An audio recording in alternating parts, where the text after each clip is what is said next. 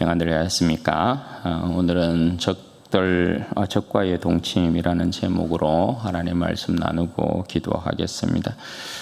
살다 보면 원치 않는 사람과 손을 잡아야 할 때가 있고, 또 원치 않는 일을 같이 해야 할 때도 있고, 원치 않는 장소나 환경에 처할 때가 있죠.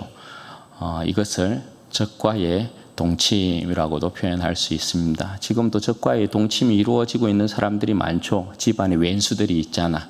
남편이 왼수일 수도 있고, 아내가 왼수일 수도 있고, 적과의 동침을 이렇게 현장에서 또 그렇게 살아가고 계신 분들도 아마 있을 것 같아요. 여러분, 적과의 동침은 위험천만합니다. 그죠? 그런데 적과의 동침은 인생의 위기이기도 하지만 또 한편으로는 인생의 기회이기도 합니다. 중요한 것은 어떻게 행하느냐, 이게 이제 문제가 되겠죠. 집안에 우리의 원수들이 있지만 그 원수들을 또 우리가 어떻게 하느냐에 따라서 원수를 구원할 수 있잖아요. 그러니까 적과의 동침은 우리의 인생 가운데 위험하기도 하지만 한편으로는 우리의 인생에 또 좋은 기회가 될 수 있다. 오늘 다윗의 이제 모습도 그런 것이라 할 수 있거든요. 지난 시간에 우리가 다윗이 사울의 생명을 다시금 살려준 사건에 대해서 살펴보았지 않습니까? 사울이 끊임없이 다윗을 죽이려고 그 생명을 취하려고 달려들지만 오히려 매번 다윗이 사울의 생명을 취할 수 있는 그런 기회를 얻고 또 그를 살려주게 되는 것을 보게 됩니다. 사울은 다윗을 이길 수 없습니다. 왜 그렇습니까? 하나님께서 함께하는 이스라엘의 왕은 다윗이기 때문에 그런 것입니다. 하나님께서 함께하는 다윗을 하나님께서 함께하지 않는 사울이 결단코 이길 수 없다라는 것이죠. 그런데 여러분, 다윗은 하나님의 때를 기다려야만 합니다. 분명히 하나님께서 함께하는 다윗임에도 불구하고 다윗이 계속해서 도망가는 신세의 그러한 고된 삶을 살고 있다 말입니다. 그건데 그럼에도 불구하고 그 고난의 삶이 쉽지 않은 건 분명한데 다윗과 함께 하시는 하나님이시지만 다윗은 그럼에도 불구하고 하나님의 온전한 때를 기다려야 된다라는 것입니다. 하나님께서 함께 하시는 다윗이지만 아직까지는 사울이 이스라엘 왕으로 왕 행세를 하고 있어서 여전히 사울이 살아있는 동안은 다윗은 하나님의 온전한 때를 기다리고 있어야 한다라는 것입니다. 따라서 오늘 다윗은 그와 함께한 자들과 함께 블레셋으로 망명하는 그 길을 택하고 있습니다. 1절 말씀해 보시면 다윗이 그 마음에 이제 생각하기를, 다시 살려준 사울이지만 또 사울의 이 악한 모습을 보면 후일에는 꼭 사울에 의해서 자신이 잡힐 것 같다라는 생각을 한 것입니다. 그도 그럴 것이, 지금 다윗의 진영은 600명 정도로 불어나 있는 상태이지 않습니까? 여기에 그 부하들의 식솔까지 포함하면 절대 적은 수의 숫자가 다윗과 함께하고 있는 것이 아니라는 것을 알 수 있습니다. 다윗의 입장에서는 이 무리들의, 신하들의 생명, 그들의 가족까지 이들의 안전을 책임질 수밖에 없는 상황, 그리고 그들을 지키고 보호해야 되는 그런 상황 가운데 있는 거죠. 따라서 블레셋 땅으로 피하여 들어가는 것이 좋겠다, 그렇게 이제 생각을 한 것입니다. 블레셋 땅으로 이제 들어가게 되면 사울이 더 이상 추격을 멈출 것이다, 그렇게 생각을 한 거죠. 그렇게 다윗이 결정하고 그와 함께한 600명의 사람을 데리고 블레셋 가드 왕 아기스에게로 가는데, 3절 말씀에 보시면 다윗이 블레셋 아기스에게로 갈 때 어떻게 해요? 신하들의 모든 가족들과 그의 두 아내까지도 포함하여서 그렇게 아기스에게로 가고 있습니다. 그래서 아기스와 불편한 동거가 시작이 되고 그 소문이 이제 사울에게까지 들려서 사울이 다윗 수색하기를 멈췄다, 이렇게 이야기를 하고 있습니다. 그러면 지금 다윗의 이 행동을 우리가 어떻게 보아야 할 것이냐라는 것이에요. 한편에서는 다윗의 이 행동이 21장에서 보았던 것처럼 또다시 다윗이 하나님 앞에서 불신앙의 모습으로 이러한 행동을 하고 있구나, 그것을 반복하고 있구나, 그렇게 생각하기도 해요. 이 모습은 실질적으로 21장과 비교를 해보아야 되거든요. 우리가 21장에 보았을 때 여러분 어땠습니까? 사울이 다윗을 죽이려고 이렇게 쫓아왔을 때 다윗이 사울을 두려워하죠. 그죠? 사울을 두려워해서 블레셋 땅으로 가서 아기스에게 가는 것을 보게 되죠. 그때 여러분 어떤 일이 일어났습니까? 다윗이 아이고 사울이 나를 쫓아오니까 내가 잡혀 죽을 것 같아 생각해서 아기스에게로 피했단 말입니다. 블레셋 땅으로 들어가서. 그런데 거기서 신하들이 난리가 난 거죠. 사울은 천천히고 다윗은 만만이다. 블레셋 사람을 죽인 그 일에 있어서 여인들이 그렇게 노래했던 적이 있었잖아요. 그걸 알고 있는데 그 자기 적진 그 가운데로 다윗이 왔단 말입니다. 그래서 다윗이 거기에서 죽을 뻔하잖아요. 그래서 다윗이 거기에서 어떤 모습을 보입니까? 수염에다가 침을 흘리고 광인 행세를 하잖아요. 그래서 건건이 살아나온단 말입니다. 그 모습을 여기에서 재현하고 있는 게 아니냐, 그렇게 우리가 생각할 수 있다라는 거죠. 그런데 여러분 지금의 상황은 그때의 상황과는 완전히 다르다라는 것을 우리가 생각해야 합니다. 여러분 21장에서는 다윗이 사울을 두려워하여서 독단적인 생각과 판단으로 그렇게 행동을 한 겁니다. 그러니까 거기에서는 21장에서는 불신앙의 모습이 컸다라고 할 수 있죠. 그래서 블레셋 땅에서 다윗이 낭패를 당한 것입니다. 그의 체면이 말이 아니었단 말입니다. 미친 척 하지 않고서는 살아나올 수 없는 그런 상황에 이르게 되었단 말입니다. 그러나 여기서는 다윗의 나라가 어느 정도 진영이 꾸려진 상태입니다. 그럼 우리가 이제 쭉 살펴보았지만 다윗이 계속해서 사울에게 쫓겨다니면서 사울의 진영이 처음에 400명 정도가 모였다가 지금은 600명 정도로 이렇게 그 새가 불어나 있는 상황입니다. 그리고 그 사이에서 일어난 일이 뭡니까? 그 사이에 선지자 갓이 다윗의 진영에 합류했던 것을 우리가 볼 수 있고, 또 어떤 일이 있었어요? 제사장 아비아달이 에봇을 가지고 다윗에게로 왔던 것을 우리가 보았죠. 그리고 여러분 어느 정도 이때는 다윗의 군사들도 조직된 형태를 띠고 있습니다. 앞서 우리가 26장에 이제 사울 진영으로 다윗이 들어가서 사울의 창과 물병을 가지고 올 때 그와 함께했던 사람이 누구였습니까? 아비새였단 말입니다. 아비새. 그리고 그와 함께 언급된 사람이 아히멜렉이에요. 그리고 이때는 어떤 때냐 하면 우리가 역대상 11장과 12장에 보면 다윗의 용사들에 대한 소개가 쫙 나와요. 3인 두목, 30인, 그리고 그 30인 가운데 두목, 그리고 다윗과 함께한 용사들의 소개가 쫙 나오는데, 오늘 이 시글락으로 다윗이 들어가게 되어질 때 이때는 그야말로 군사력을 갖추는 데 있어서 절정을 맞이해요. 다윗이 시글락으로 들어갈 때에 합류한 군사들이 굉장히 많거든요. 날마다 그 표현에 보면 역대상 12장에 있는 그 표현을 보면 날마다 사람들이 다윗에게로 모였다 이렇게 표현해요. 그리고 그들은 다 용사예요. 천부장이고 막 그런 어느 위치에 있었던 그런 사람들이 다윗에게로 들어와요. 그래서 거기에 보면 큰 군대를 이루었다라는 표현과 더불어서 그 군대를 하나님의 군대와 같았다 이런 표현을 사용한다고요.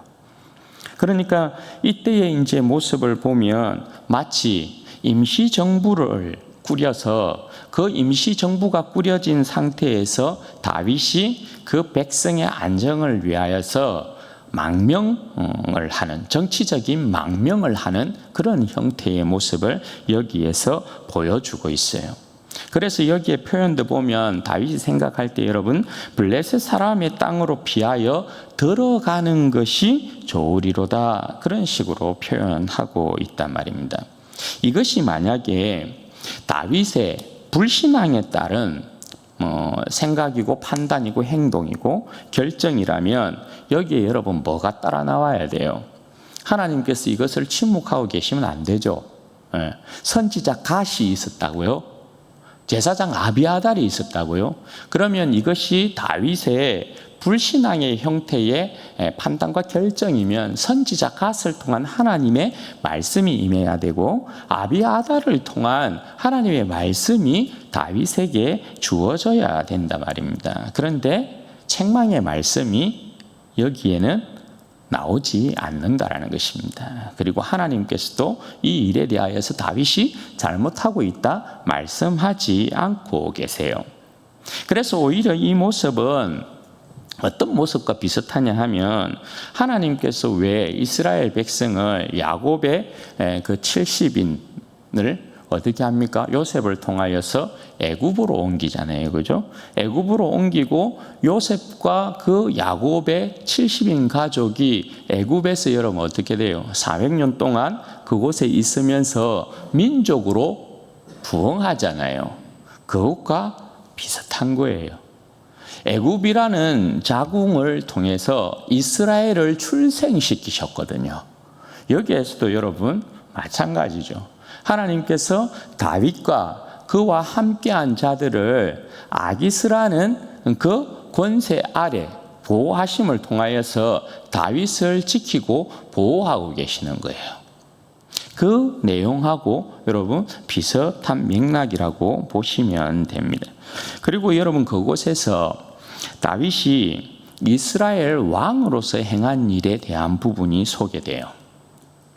5절 말씀에 보시면 다윗이 아기스에게 성읍 하나를 달라고 요구합니다. 정치적인 망명을 시도하면서 우리가 당신과 함께 이렇게 왕도에 거할 수가 없으니까 우리에게 성읍을 하나 주시오. 그렇게 다윗이 요구한단 말이에요. 그래서 다윗이 얻은 성읍이 어디라고요? 시글락이라는 곳이에요. 시글락.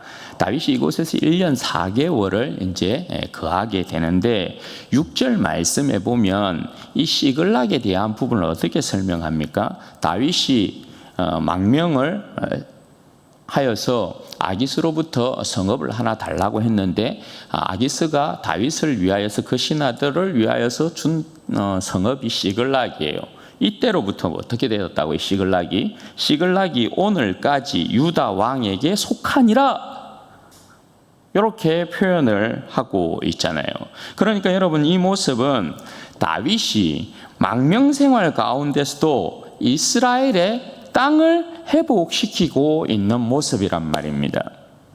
시글락은 원래 유다 지파의 분배가 되어서 시므온 지파가 이 성읍을 얻게 되어 있어요. 여호수아에 보면 그렇게 분배가 되어 있는 곳이에요. 유다 지파의 땅이에요. 그러니까 유다 지파의 땅으로 분배가 되어진 곳이면서 시므온이 유다 지파에 이렇게 부속이 되잖아요. 흡수가 되잖아요. 그래서 그 성읍을 시므온 지파에서 얻어서 살게 되는 그런 성읍으로 땅이 분배된단 말입니다. 그런데 이때까지 어떻게 했다고? 이때까지 이스라엘 백성이 그 땅을 기업으로 삼고 있지 못했어요.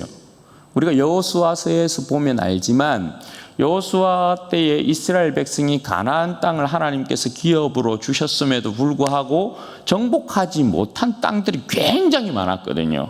예. 그 땅 가운데 하나가 시글락도 포함이 돼요. 그런데 오늘 다윗이 망명을 하고 난 이후에 어떻게 해요? 이스라엘 백성이 얻지 못했던 시글락을 얻고 있다 이 말입니다. 그래서 그 땅을 오늘까지 유다 왕에게 속하니라 이 표현을 통해서 다윗을 통하여서 완전한 그 땅의 기업이 회복되어지는 것으로 그렇게 말씀을 해주고 있는 거예요. 그러니까 다윗이 그 땅 가운데 망명을 해서 그냥 세워라 내워라 하고 있었던 것이 아니었다라는 거예요. 이스라엘 왕으로서 다윗이 그 땅 가운데서 행한 일이 뭐냐? 거기에 대한 부분을 이렇게 설명을 하고 있어요. 그렇게 다윗이 1년 4개월 동안 시글락에서 머물면서 망명 정부를 이끄는 것이거든요. 그리고 또 그곳에서 다윗이 이스라엘 왕으로서 행한 또 다른 일이 있어요. 그게 뭐냐? 8절에서 9절 말씀 보세요. 다윗과 그의 사람들이 올라가서 거술 사람과 기르스 사람과 아멜렉 사람을 침노하였으니 그들은 옛적부터 술과 애굽 땅으로 지나가는 지방 주민이라. 다윗이 그 땅을 쳐서 남녀를 살려두지 아니하고 양과 소와 나귀와 낙타와 어복을 빼앗아 가지고 돌아와 아기스에게 이르렀다. 그렇게 말씀합니다. 여러분, 다윗이 시글락에 머물면서 뭐 했다고요? 세워라 내워라 그렇게 하고 있었던 것이 아니었다고요. 그가 시글락에 머물면서 이스라엘 왕으로서 행한 일이 뭐냐 하면 이전부터 이스라엘 백성을 괴롭혔던 족속을 쳤다 그렇게 이야기하고 있는 거예요. 여기 표현해 보면 거술 사람과 기르스 사람, 그 다음에 아말렉 사람 이렇게 소개되잖아요. 거술 사람과 기레스 사람은 잘 몰라도 아말렉은 어떤 족속인지 많이 들어보셨다 그죠? 아말렉은 여러분 어떤 족속이었어요? 이스라엘의 광야 시절부터 늘 이스라엘 꽁무니를 따라다니면서 연약한 자들, 좀 처진 사람들, 노약자들, 이런 자들을 계속해서 뒷꽁무니를 쫓아다니면서 이스라엘을 쳤단 말입니다. 괴롭혔단 말입니다. 그들이 아말렉이잖아요. 그죠? 그 아말렉을 어떻게 했다요? 다윗이 그 용사들과 함께 아말렉을 쳤다 이렇게 이야기해요.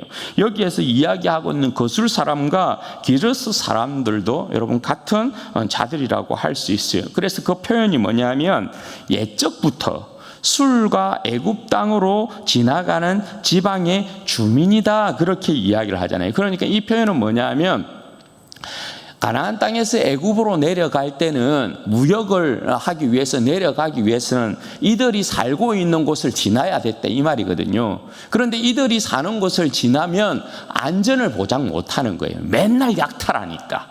네. 그러니까 다윗이 어떻게 했다라는 거예요. 이들이 그 무역의 길을 잡고 약탈을 일삼고 그 백성을 괴롭혔기 때문에 다윗이 이들을 쳤다.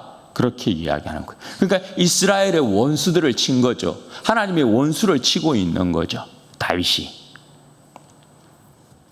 그러니까 여러분 다윗이 지금 하고 있는 일이라는 것은 그냥 정치적인 망명을 해서 세워라 내워라 이렇게 하고 있는 것이 아니라 하나님의 싸움을 그곳에서도 다윗이 계속해서 싸우고 이스라엘 왕으로서의 그 모습을 보여주고 있다라는 것입니다.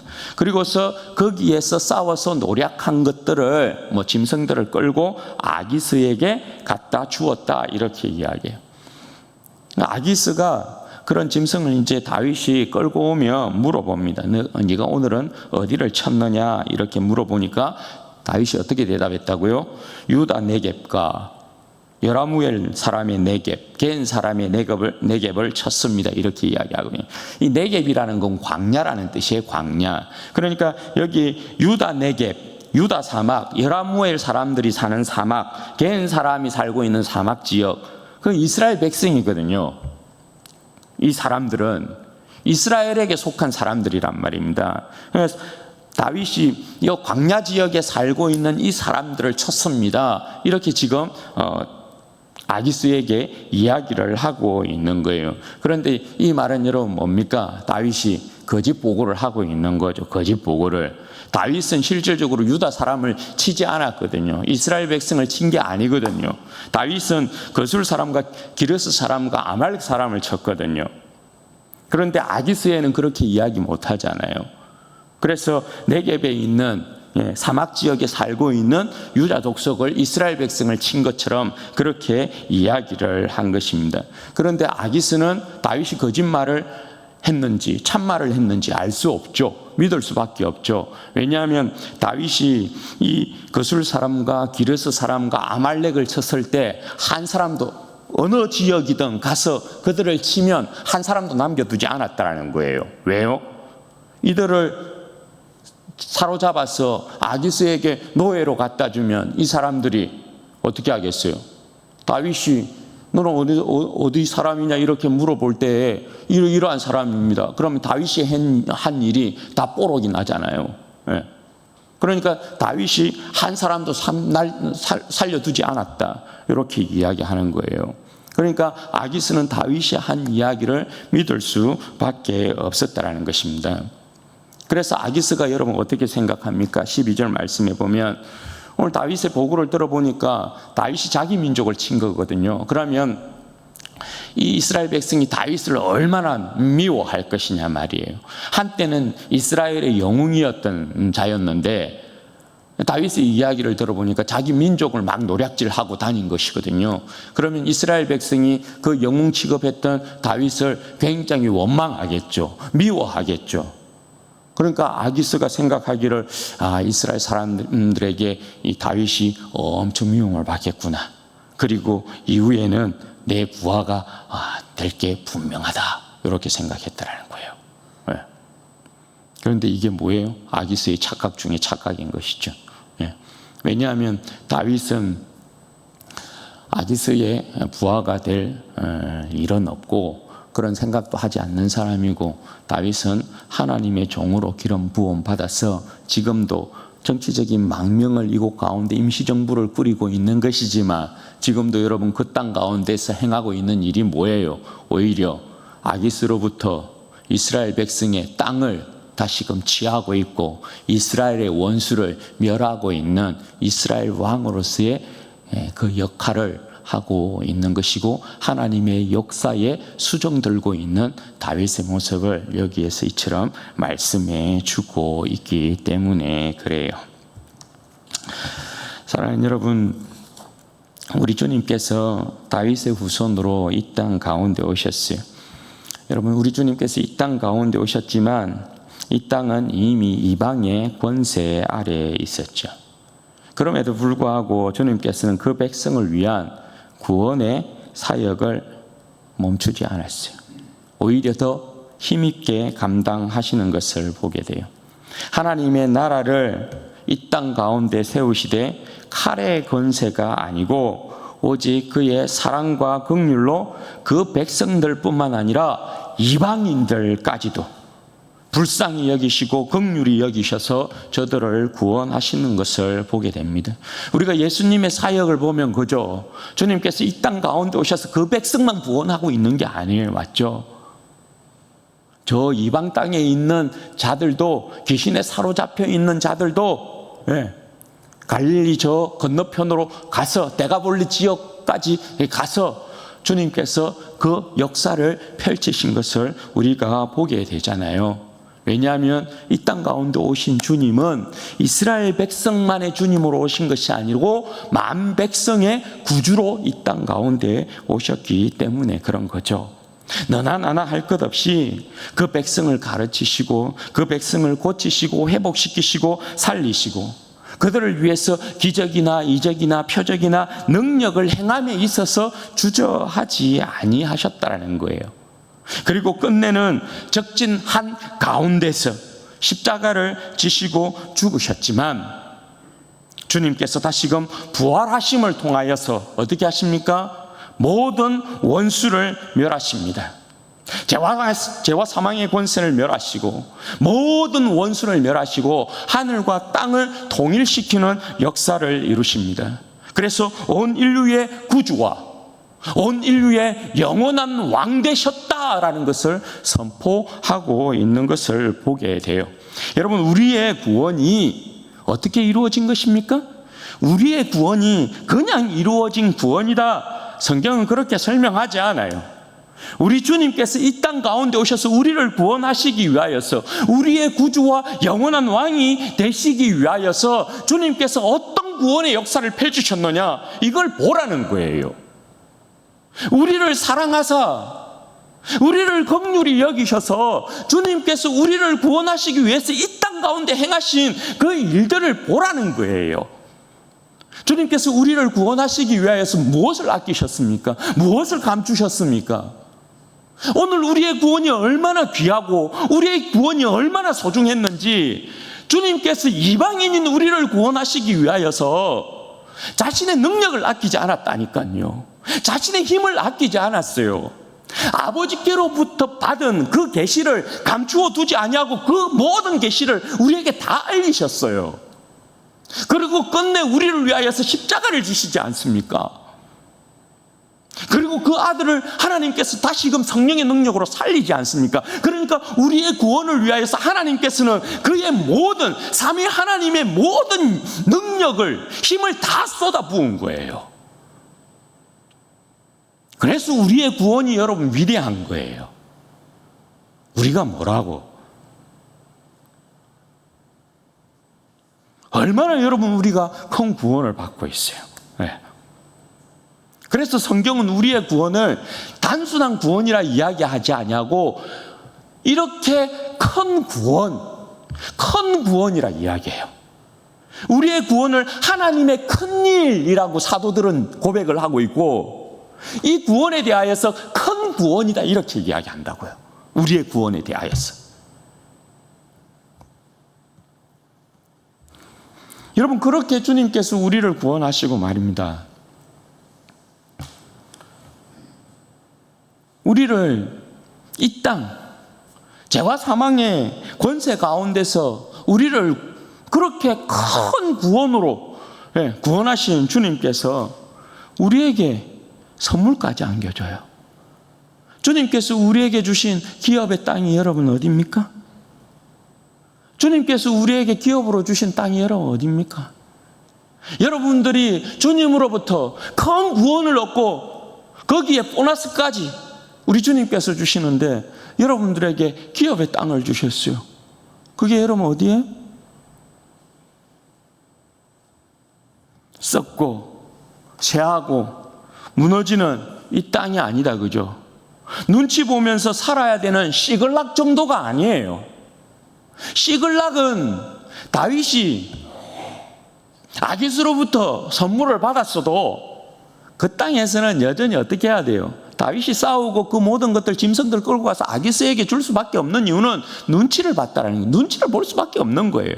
완전한 하나님의 나라가 다윗에게 이루어지지 않았고 이스라엘의 완전한 왕으로 다윗이 서지 않았기 때문에 그 땅에 여러분 살아도 눈치 보며 사는 땅이 시글락이에요. 그런데 여러분, 우리에게 주신 땅은 여러분 어디예요? 주님께서 우리를 죄와 사망의 권세에서부터 건져내시고 우리에게 준 땅이 썩고 쇠하고 흔들리는, 무너지는 이 땅이 아니고, 이 세계가 아니고, 우리에게 주신 땅은 흔들림이 없고 썩지 아니하고 쇠하지 아니하는 하늘나라 아닙니까? 천국을 우리에게 선물로 주신 것 아닙니까? 우리가 그런 백성이라고. 우리가 천국을 기업으로 얻은 백성이라고요. 그 누가 여러분 우리에게 천국을 기업으로, 유업으로 선물해 줄 수 있습니까? 세상 사람들도 보면 그저 이 땅 가운데 그냥 막 유산들, 재산들 돈 많이 물려받으면 그거 좋다고 막 하고, 다 시잘데기 없는 것들이고 다 날아가는 것들이고 다 썩는 것들 아니에요? 누가 우리에게 흔들리지 않는, 쇠하지 않는, 무너지지 않는 천국을 선물해 주냐고요? 내가 뭔데? 그런데 우리 주님께서 주신 기업이 천국이라는 것입니다. 믿으십니까? 네. 그래서 여러분 베드로 사도는 어떻게 이야기를 하냐면 베드로전서 1장 17절 말씀해 보면 너희가 나그네로 있을 때에 두려움으로 지내라.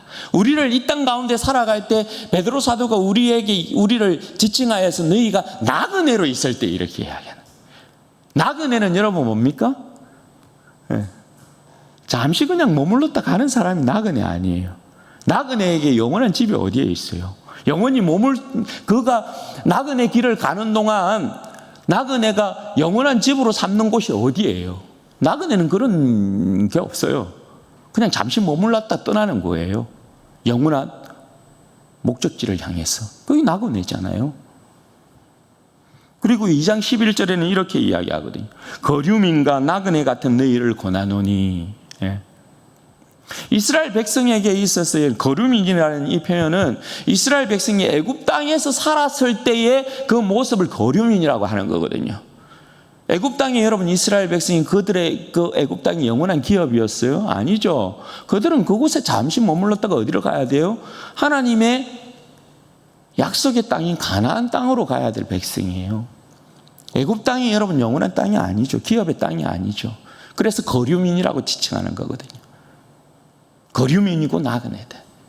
우리가 이 땅 가운데 여러분 거류민이고 나그네다. 예. 그래서 베드로 사도가 이야기하는 게 뭐예요? 영혼을 거슬러 싸우는 육체의 정욕을 제어하라. 예. 이 뭐냐 하면 너희가 이 땅 가운데서의 삶을 살아갈 때에 이 땅은 그냥 잠시 지나가는 세계. 예. 영원한 하나님의 나라가 있어요. 그 나라가 너희의 본향이야. 너희가 그 나라의 영광, 그 본향에 이르기 위해서는 너희들의 짐을 가볍게 하라는 거거든요. 짐을. 너희의 몸을 죄로부터, 온갖 이 세상의 어둠의 권세로부터, 이 세상으로부터 가볍게 하라는 거예요. 죄의 짐을 메고 가는 것 어울리지 않는다, 나그네에게. 근심 걱정을 짊어지고 천성을 향하여 나아가는 것 어울리지 않는다, 너희에게. 너희는 이 세상에 잠시 머물다가 이 세상 스치고 지나가는 나그네일 뿐이다. 거류민일 뿐이다. 너희에게 주님께서 주신 영원한 본향이 있다. 그거 말씀하고 있는 거예요. 여러분, 우리는 주님의 나라를 향하여 한 걸음 한 걸음 나아가는 것이에요. 본향을 향하여서 한 걸음 한 걸음 나아가는 것입니다. 이를 위해서 우리로 하여금 주님의 그 영원한 본향, 주님께서 우리를 위하여서 예비한 영원한 천국을 얻게 하기 위하여서 주님께서 우리를 위하여 지금도 싸우고 계시다라는 사실을 여러분 기억하시기를 바랍니다. 주님께서 우리의 원수들과 대적들과 싸우십니다. 우리를 주님께서 끝까지 천국 백성으로서의 그 영광에 참여시키기 위하여서 우리의 원수, 우리의 대적, 그들과 싸우십니다. 그리고 우리를 지키고 보호하십니다. 계시록에서 우리를 주님의 그 영원한 나라에 이르게 하기 위하여서 우리 주님께서 우리를 위하여 싸우고 계신 모습을 여러분 어떻게 표현합니까? 주일에 잠시 말씀드렸지만 계시록 1장 13절에서 16절 말씀에 보면 주님의 모습을 여러분 이렇게 표현해요. 촛대 사이에, 촛대는 여러분 뭘 표현합니까? 교회를 표현한다, 그죠? 아시아 7교회를 딱 보여주면서 촛대 사이, 촛대는 7교회를 상징하는, 그러니까 모든 교회를 상징하는 거죠. 촛대 사이에 인자 같은 이가 발에 끌리는 옷을 입고 가슴에 금띠를 띠고 그의 머리와 털의 희기가 흰 양털 같고 눈 같으며 그의 눈은 불꽃과 같고. 이게 뭐예요? 앞에 있는 이 표현은 주님의 그 영광스러운 모습을 이렇게 딱 표현하는 것이죠. 그의 눈은 불꽃 같다. 지킨다라는 거죠. 졸지도 않고 주무시지도 않고 그 백성을 지켜보고 계신다는 거죠. 불꽃 같고, 그리고 그 발은 어떻다고요?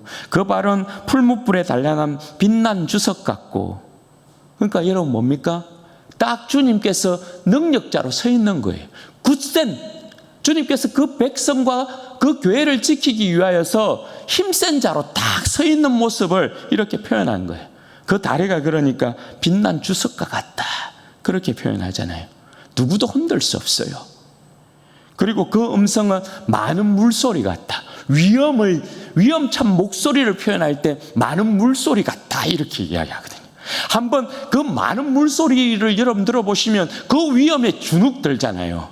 주님의 음성이 한번 주님의 음성을 바라시면 그 앞에서 벌벌벌 떨 수밖에 없는 그 여러분 위험에 대한 부분을 이야기하는 거잖아요. 그리고 그의 오른손에는 뭐라고요? 7별이 있고, 7별은 여러분 뭐예요? 그의 사자를 이야기하는 거예요. 그의 종들을 이야기하는 거거든요. 곧 여러분 그의 종들은 주의 백성이라고 할 수 있어요.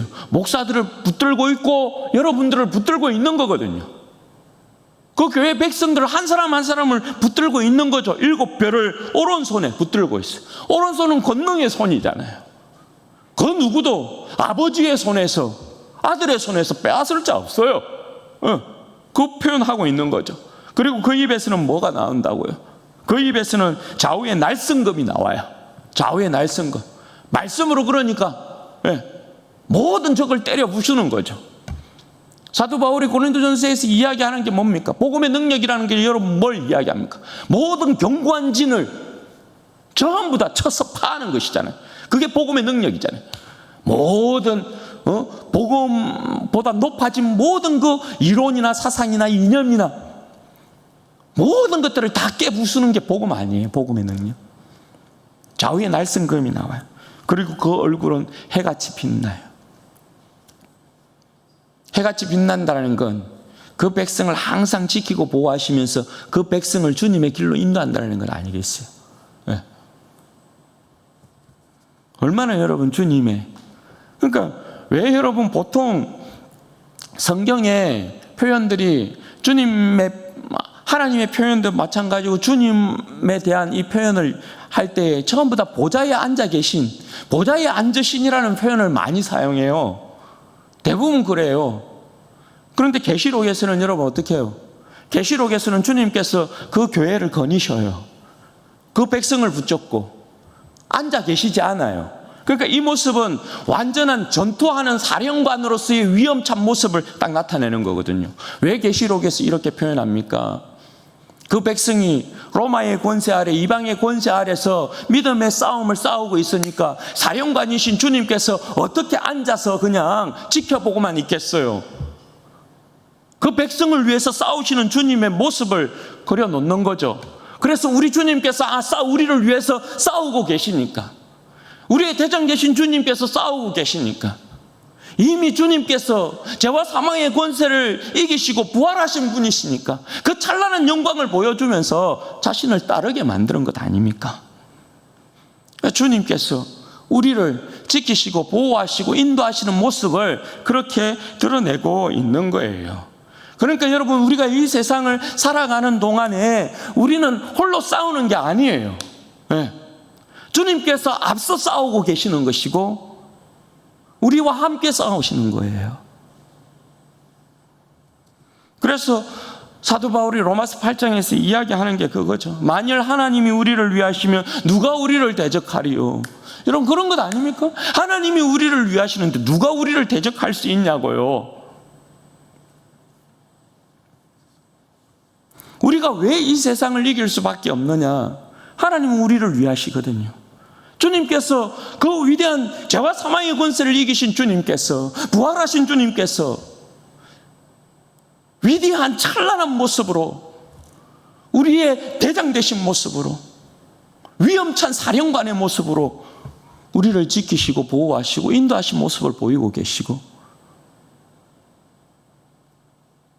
아들을 죽음 가운데서 일으키신 성령의 능력이 우리와 함께해요. 여러분, 왜 우리가 이 땅 가운데 믿음을 지키며 살 수 있습니까? 여러분, 왜 우리가 믿음으로 말미암아 이 세상을 이길 수 있습니까? 이게 여러분, 우리 안에 계신 아들을 일으키신 성령께서 우리의 믿음을 붙잡고 있으면 우리는 절대 이 세상 이기지 못합니다. 믿음으로 이 세상과 싸워서 절대 이기지 못합니다. 왜 그렇습니까? 우리는 포기해버리거든요. 그렇지 않아요? 저는 제 자신을 봐도 제 자신이 믿음이 있는가에 대한 부분을 보면 제 실존의 모습을 보면, 야, 니는 믿음 팔아먹어도 100번, 1000번은 더 팔아먹을 놈이다, 이런 생각이 들어요. 네. 우리는 여러분, 우리 스스로의 믿음을 지킬 수 없어요. 왜냐하면 이 세상이 끊임없이 우리를 유혹하고 도전해 올 때 어떤 시련과 고난의 어떤 부분을 우리가 맞닥뜨리게 되면 우리의 실력이 나오잖아요. 실질적으로 믿음의 실력이라는 게 나오잖아요. 그때 여러분, 우리의 모습이 여러분 어때요? 믿음 버려버리고 싶죠. 던지고 싶죠. 그런데 여러분, 우리로 하여금 끊임없이 주님 앞에 그 힘들고 어려운 상황 가운데서도 엎드리게 만드시는 분이 누굽니까? 우리로 하여금 여러분, 야, 그래도 듣거나 그러지 말고 하나님 찾아야지, 기도해야지, 그래도 하나님 앞에 서야 되잖아. 그렇게 여러분, 우리의 심령을 어루만지고 우리로 하여금 주님 앞에 서게 만드시는 분이 누굽니까? 우리 안에 계신 성령님 아니에요. 우리는 우리 안에 계신 성령님이 아니면 절대 여러분, 우리의 믿음을 지킬 수 없다니까요. 우리 안에 계신 성령님 때문에 우리가 믿음 지키는 거예요. 그래서 우리는 이 세상에서 이길 수밖에 없는 존재다, 그렇게 말씀을 드리는 것이에요. 그러니 여러분, 우리는 이길 수밖에 없는 백성으로 부름받고 있는 거거든요. 그러니까 여러분, 이 세상을 이기셔야 돼요. 이 세상을 이겨야 되고, 오늘 여러분, 우리는 이기는 자로 주님의 역사에 동참하고 있는 백성이라는 걸 여러분 잊으시면 안 돼요. 여러분, 우리의 삶이 어떻게 보면 오늘 다윗과 함께한 그 백성들이 시글락에 거하고 있잖아요. 그 모습과 여러분 다르지 않다라고 할 수 있죠, 그죠? 시글락에서의 삶이라고 여러분 할 수 있는 거죠. 그런데 여러분 보십시오. 아기서의 권세 아래에 있는 시글락이라 할지라도 어떻게 해요? 그 속에서 신실한 주의 백성들은 하나님의 역사를 이룬다라는 사실, 주일에도 봤다, 그죠? 가이사의 것은 가이사에게, 하나님께서 가이사에게 준 권세의 시간이라도 하나님의 백성은 그 가운데서 여러분 어떻게 한다고요? 주님의 역사를 이루어 간다고요. 그리고 이 시대는 이미 주님께서 어쨌든 죽으시고 부활하셔서 하늘과 땅을 통일시키시고 만유의 주제로, 만왕의 왕으로 등극해 계셔요. 그러면 오늘 우리는 여러분 어떻게 해요? 오늘 비록 주님의 완전한 나라가 임하지 아니하여서 우리가 여전히 시글락 안에서 살아가고 있는 삶인 것 같지만 우리는 적과의 동침을 하고 있는 상황인 거죠. 그죠? 세상과 함께 살아가고 있으니까. 예? 오늘 우리의 삶이 세상과 함께 살아가고 있는 삶이잖아요. 그러면 이 세상에서 살아가는 우리의 삶이 여러분 믿음으로 주님과 함께 동행함으로 말미암아 오늘 주님께서 우리로 하여금 이 세상에 두신 이유가 뭡니까?